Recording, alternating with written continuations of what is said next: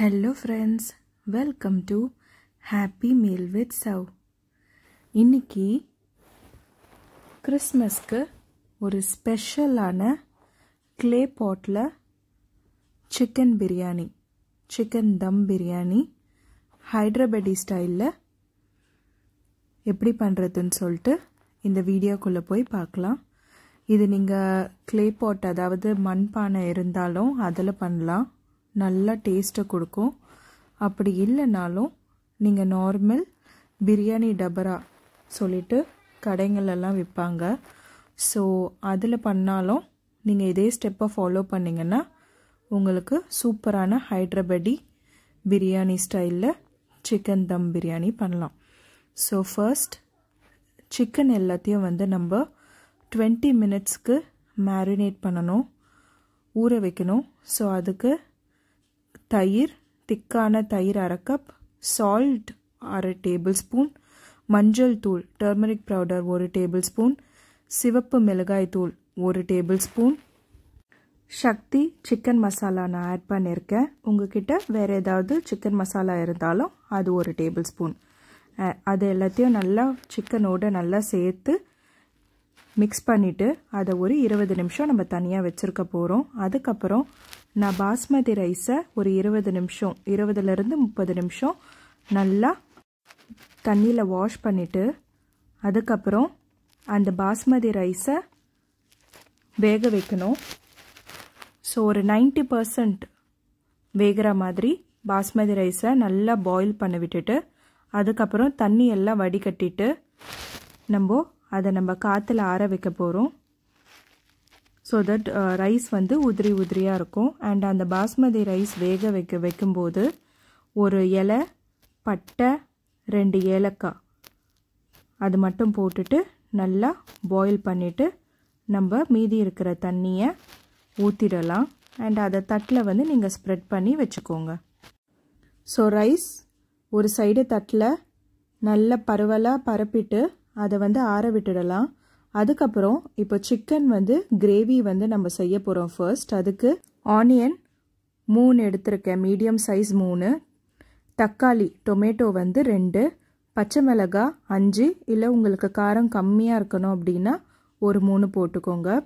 அதுக்கப்புறமா இஞ்சி பூண்டு விழுது ஒரு 2 டேபிள் ஸ்பூன் அண்ட் புதினா ஒரு கையளவு. ஸோ ஃபர்ஸ்ட் நம்ம clay pot எடுத்துக்க போகிறோம். மண் சட்டியில் ஒரு 3லேருந்து 4 டேபிள் ஸ்பூன் நெய் யூஸ் பண்ணிக்கோங்க. நீங்கள் ஆயில் கூட யூஸ் பண்ணிக்கலாம். அதுக்கப்புறமா சினமன் ஸ்டிக், பட்டை அண்ட் பிரிஞ்சி இலை, பே லீவ்ஸ் வந்து ஒரு 2 அண்ட் பச்சை ஏலக்காய் 4, அதுக்கப்புறமா கருப்பு ஏலக்காய் பெருசு வந்து 2. ஸோ இந்த பொருளெல்லாம் வந்து நம்ம நெய்யில் போட்டு நல்லா வதக்கணும்.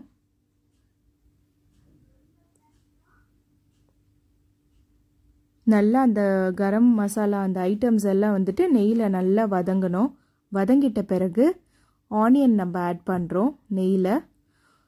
ஸோ இந்த ஆனியன் பார்த்திங்கன்னா நல்லா பொறுமையாக வந்து வதக்குங்க. இந்த ஆனியன்ஸ் வந்து நல்லா ப்ரௌன் கலரில் வர வரைக்கும் நல்லா வதக்கணும். அது ரொம்ப முக்கியம் பிரியாணிக்கு.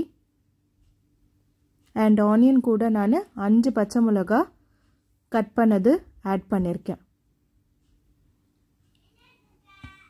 ஆனியன்ஸை பொறுமையாக ப்ரௌன் கலரில் வர வரைக்கும் பொறுமையாக வதக்குங்க நல்லா. And 2 tablespoon ginger garlic paste add பண்ணியிருக்கேன். இஞ்சி பூண்டு விழுது 2 டேபிள் ஸ்பூன் ஆட் பண்ணிவிட்டு அதோடைய பச்சை வாசனை போகிற அளவுக்கும் நல்லா வதக்கிக்கோங்க.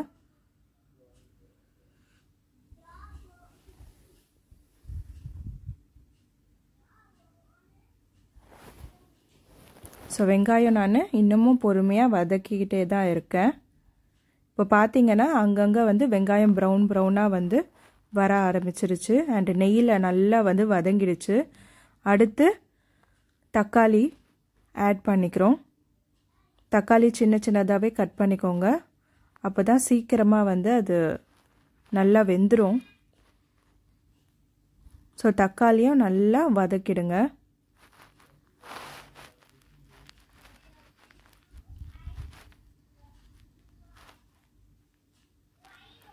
அண்ட் தக்காளி சீக்கிரமாக வதங்கணும்னா 1 டேபிள்ஸ்பூன் அளவுக்கு உப்பு ஆட் பண்ணிக்கோங்க. சால்ட் ஆட் பண்ணிட்டீங்கன்னா தக்காளி வந்து சீக்கிரமாக வதங்க ஆரம்பிச்சிடும், சாஃப்டாக ஆகிடும். ஸோ 1 டேபிள்ஸ்பூன் சால்ட் நான் இங்கே ஆட் பண்ணியிருக்கேன். ஸோ தட் டொமேட்டோ வந்து சீக்கிரமாக குக் ஆகிடும்.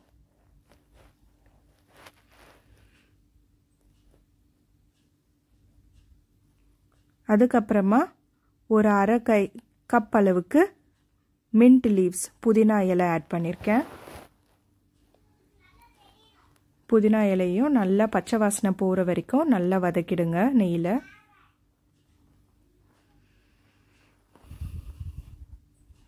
அடுத்து மஞ்சள் தூள், ஒரு 1/2 டேபிள்ஸ்பூன் மஞ்சள் தூள் யூஸ் பண்ணிக்கோங்க.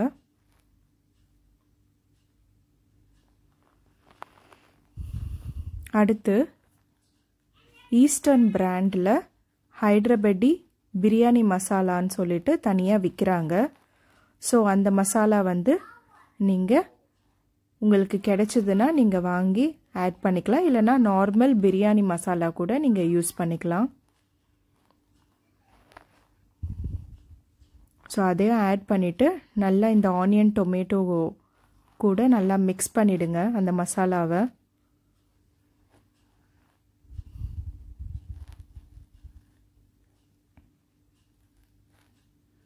ஸோ இந்த மசாலாலாம் வந்து உங்களுக்கு அமேசான்லேயே வந்து நீங்கள் ஆர்டர் பண்ணிங்கன்னா உங்களுக்கு கிடைக்குது. ஈஸ்டர்ன் பிராண்ட்லாம் வந்து நம்மளுக்கு அமேசான்லேயே இருக்குது. அடுத்து நம்ம அந்த 20 மினிட்ஸ் ஊற வச்சுருந்த அந்த சிக்கனை, மேரினேட் பண்ண சிக்கனை ஆட் பண்ணுறோம் இந்த மசாலா கூட. பாட்டில் ஆட் பண்ணிவிட்டு எல்லாத்தையும் வந்து ஒன்றா நல்லா கலந்து விட்டுருங்க.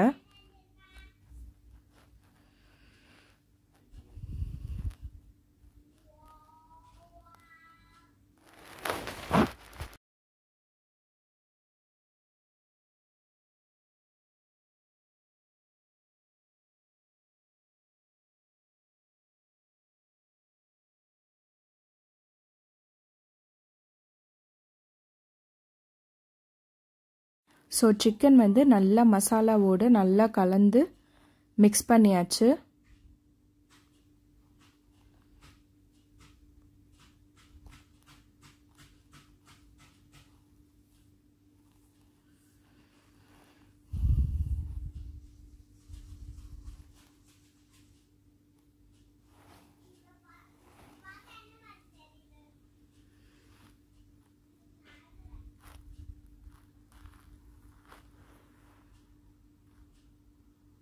அடுத்து நான் ஒரு கப் அளவுக்கு வாட்டர் ஆட் பண்ணுறேன். சிக்கன் அந்த மசாலாவில் வாட்டர் ஆட் பண்ணிவிட்டு கொஞ்ச நேரம் சிக்கனை வந்து நான் இந்த மசாலாவோட நல்லா வந்து வேக விட போகிறேன். நல்லா பாயில் ஆகணும். ஸோ தட் அந்த மசாலாஸ் எல்லாம் வந்து அந்த சிக்கனுக்குள்ளே வந்து இறங்கும். அண்டு நீங்கள் சிக்கன் வந்து அந்த மேரினேட் பண்ணும்போதே அதுக்கு முன்னாடியே வந்து லைட்டாக அங்கங்கே சிக்கன் அந்த லெக் பீஸ் கிட்ட வந்துட்டு லைட்டாக நைஃபை வச்சு வந்து கட் பண்ணி அங்கங்கே கட் பண்ணி விட்டுடுங்க. அப்போ தான் வந்து மசாலாஸ் எல்லாம் நல்லா சிக்கனுக்குள்ளேயும் வந்து உள்ளே போகும். ஸோ அந்த ஸ்டெப்பு நான் பண்ணியிருந்தேன், பட் சொல்ல மறந்துட்டேன். ஸோ நீங்கள் கண்டிப்பாக அந்த ஸ்டெப்பும் வந்து பண்ணணும். அப்போ தான் அந்த மசாலாஸ் எல்லாம் உள்ளே போகும், சிக்கனுக்குள்ளே இறங்கும். இல்லைனா வெளியில் மட்டும்தான் மசாலா இருக்கும், உள்ளே பார்த்திங்கன்னா ரொம்ப வந்து ஒரு மாதிரி சப்புன்னு இருக்கும், பிளாங்காக. அதனால் அங்கங்கே லைட்டாக வந்துட்டு நீங்கள் சிக்கனை வந்து கட் பண்ணிவிட்டு அதுக்கப்புறம் மேரினேட் பண்ணிவிட்டு நீங்கள் வந்து சிக்கன் யூஸ் பண்ணிக்கலாம். ஸோ அந்த சிக்கன் வந்து ஒரு 10 மினிட்ஸாக நல்லா வெந்துட்டுருக்கு. இந்த கிரேவியே பார்த்திங்கன்னா வந்துட்டு நல்லா வந்து நீங்கள் சப்பாத்திக்கெல்லாம் கூட யூஸ் பண்ணிக்கலாம், நல்லா தான் இருக்கும். சப்பாத்தி, இடியாப்பம், இட்லி, தோசைக்கெல்லாம் கூட நீங்கள் அப்படியே கூட இந்த கிரேவி மாதிரி நீங்கள் வந்து யூஸ் பண்ணிக்கலாம். இல்லை குழம்பு மாதிரி சாப்பாட்டு கூட நீங்கள் வச்சு சாப்பிடலாம், நல்லாயிருக்கும்.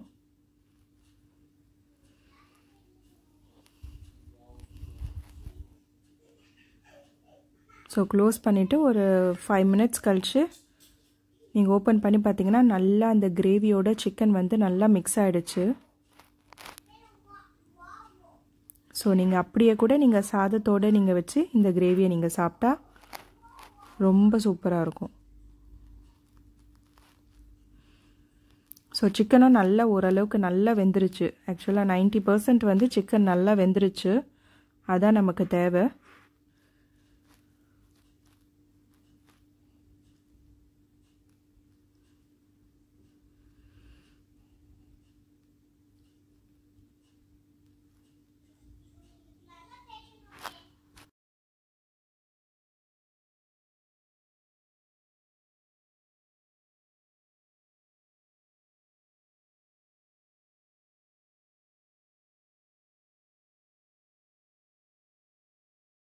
ஸோ சிக்கன் வந்து இப்போ நல்லா சாஃப்டாகிட்டு 90% வெந்துருச்சு.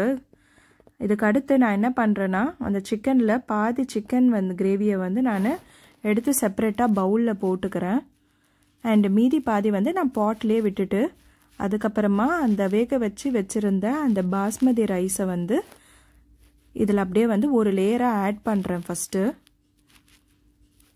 ஸோ அந்த சிக்கன் கிரேவி தெரியாத அளவுக்கு நீங்கள் வந்து ரைஸ் வந்து ஒரு லேயர் ஃபுல்லாக வந்து மேலே வந்து கவர் பண்ணிவிடுங்க.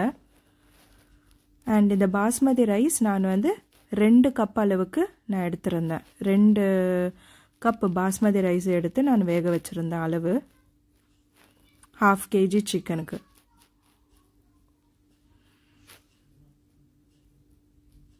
ஸோ ஒரு லேயர் ஃபுல்லாக வந்து நம்ம அந்த சிக்கன் கிரேவி தெரியாத அளவுக்கு ஃபுல்லாக நம்ம மூடி கவர் பண்ணிட்டோம் ரைஸால். அடுத்து திருப்பியும் வந்துட்டு நம்ம இன்னொரு லேயர் ஃபுல்லாக வந்து சிக்கன் கிரேவியை நம்ம தனியாக அந்த பவுலில் மாற்றி வச்சுருந்தோம் இல்லைங்களா, அந்த மீதி 1/2 சிக்கன் கிரேவியை நம்ம இந்த ரைஸ் மேலே ஃபுல்லாக வந்து நம்ம ஊற்றி கவர் பண்ண போகிறோம்.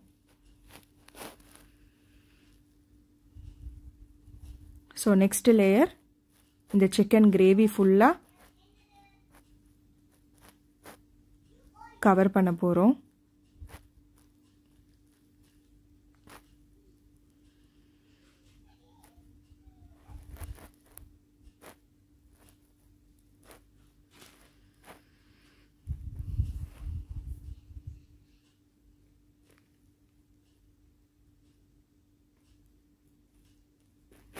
அண்ட் நீங்கள் வந்து இந்த ஸ்டேஜில் அந்த கிரேவியில் இருக்கிற உப்பு காரம் அதெல்லாம் நீங்கள் பார்த்துக்கலாம். ஸோ உப்பெல்லாம் இல்லைன்னா நீங்கள் லைட்டாக வந்துட்டு அந்த கிரேவியில் மிக்ஸ் பண்ணிவிட்டு நீங்கள் அதுக்கப்புறம் ஆட் பண்ணலாம். ஸோ அப்புறம் கிரேவி போட்டுட்டு அதுக்கு மேலே இன்னொரு லேயர் வந்து நான் பாஸ்மதி ரைஸ் திருப்பியும் ஃபுல்லாக நான் கவர் பண்ண போகிறேன். அந்த சிக்கன் கிரேவியை ஃபுல்லாக கவர் பண்ணிவிடுங்க. மீதி இருக்கிற ரைஸ் ஃபுல்லாத்தையும் ஆட் பண்ணிவிடுங்க.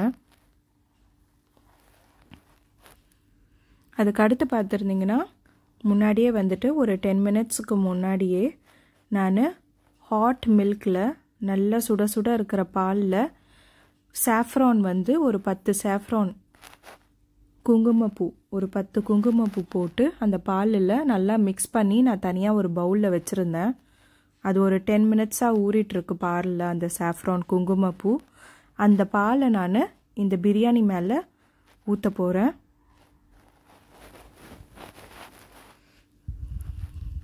ஸோ தட் உங்களுக்கு அந்த சாப்பிடும்போது அந்த சாஃப்ரானோடைய ஃப்ளேவர் வந்து உங்களுக்கு அந்த பிரியாணியில் சாப்பிடும்போது உங்களுக்கு நல்லா தெரியும்.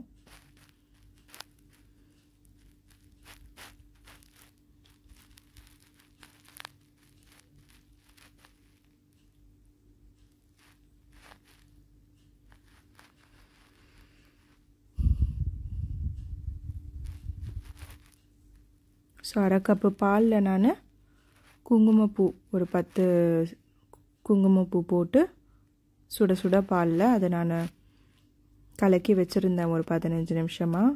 அதை நம்ம இப்போது இந்த பிரியாணி ரைஸில் ஆட் பண்ண போகிறோம்.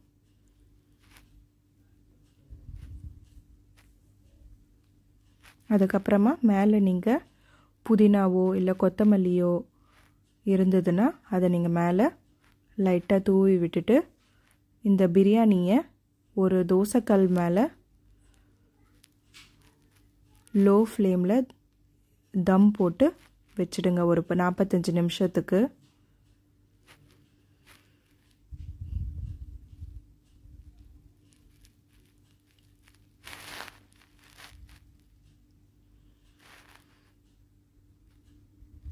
அண்ட் இது நீங்கள் ஒரு சேஞ்சுக்கு உங்ககிட்ட வாழை இலை இருந்ததுன்னா அந்த வாழை இலை போட்டுட்டு அதுக்கு மேலே நீங்கள் மூடி போட்டு நீங்கள் வந்து ஒரு 45 நிமிஷம் தம் போடலாம் இந்த பிரியாணியை. என்கிட்ட வாழை இலை இல்லாததுனால நான் வந்து அலுமினியம் ஃபாயில் இருந்தது. ஸோ தட் அந்த ஸ்டீம் எதுவும் வந்து வெளியில் எஸ்கேப் ஆகாமல் உள்ளேயே வந்து அதுக்கு தம்மில் வந்து நல்லா வேகும். ரைஸும் அந்த சிக்கன் எல்லாம் வந்து நல்லா ஒன்றா வேகும். உங்ககிட்ட வாழை இலை இருந்ததுன்னா நீங்கள் வாழை இலை போட்டு கூட மூடிட்டு அதுக்கு மேலே நீங்கள் தட்டோ இல்லை மூடியோ போட்டு மூடி வச்சிடலாம். ஸோ 45 நிமிஷம் லோ ஃப்ளேமில் தோசை தவா மேலே இந்த பாட்டை வச்சுட்டு நான் தம் போட்டு வச்சுருந்தேன். ஸோ அந்த அலுமினியம் ஃபாயில் போட்டு ஃபுல்லாக சுற்றிலும் கவர் பண்ணிட்டேன். ஸோ தட் உள்ளேயே வந்து அந்த ஃப்ளேவர் எல்லாம் உள்ளேயே இருந்தது.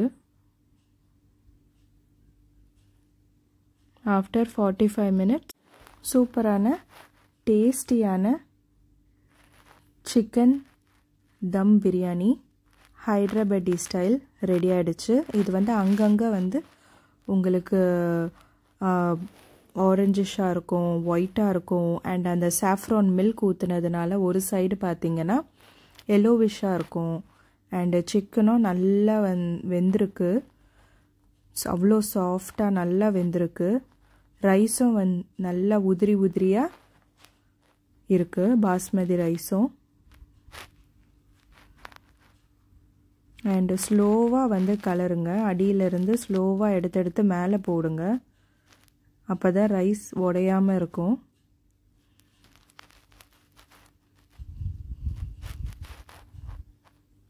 இது கூட நீங்கள் ரைத்தா வச்சு சாப்பிடலாம், ரொம்ப சூப்பராக இருக்கும்.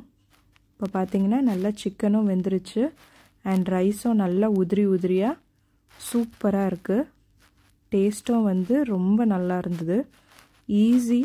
ரொம்ப ஈஸியாக செய்ய வேண்டிய ஒரு பிரியாணி இது, ரொம்ப ஈஸி இது. நீங்கள் இது வந்து பாட்டில் தான் வந்து செய்யணும், க்ளே பாட்டில் தான் செய்யணும்னு இல்லை.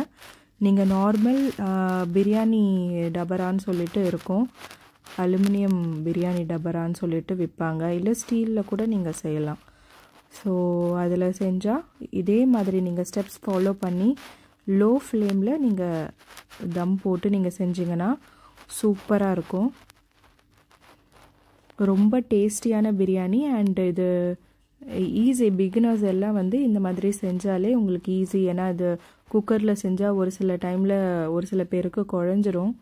ஸோ அதனால் நீங்கள் இந்த மாதிரி பண்ணிங்கன்னா குழையிறதுக்கு சான்ஸே இல்லை, நல்லா உதிரியாக தான் இருக்கும்.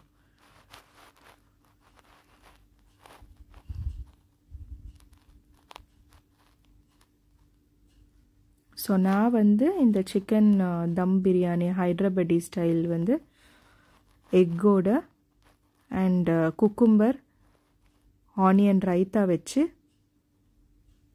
சாப்பிட்டோம்.